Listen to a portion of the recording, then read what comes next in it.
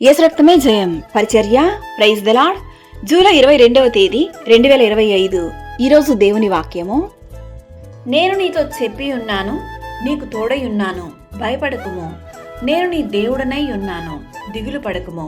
నేను నిన్ను బలపరుతును, నీకు సహాయము చేయువాడను నేనే. నీతి అను నా దక్షిణ హస్తముతో నిన్ను ఆదుకొందును. యెషయా గ్రంథము 41వ అధ్యాయం 10వ వాక్యము. నీవు ఆయనకు ప్రార్థన చేయగా ఆయన నీ మనవిని ఆలకించును. అప్పుడు నీ మార్గము మీద వెలుగు ప్రకాశించును. మీరు ఏ విషయాన్ని బట్టి మనుషులను నమ్మకుండా ప్రతి విషయంలోనూ యెహోవాను ఆశ్రయించుము.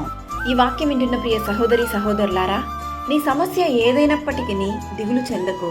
నీ దుఃఖాన్ని సంతోషంగా మార్చే దేవుడు నీకు తోడుగా ఉన్నాడు. ఇశ్రాయేలును కాపాడువాడు కునుకడు, నిద్రపోడు. పాపపు జీవితం నుండి బయటకు రావాలని, విడుదల పొందాలని ఎంత ప్రయత్నించినా సాతాను నిన్ను బంధిస్తున్నాడా?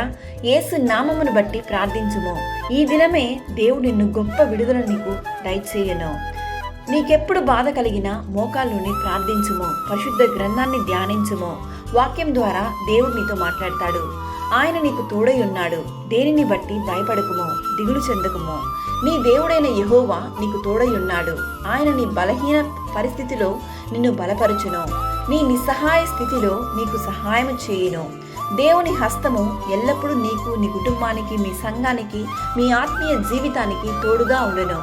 యెహోవా నిన్ను ఆశీర్వదించి నిన్ను కాపాడును గాక. ఆమేన్. God bless you.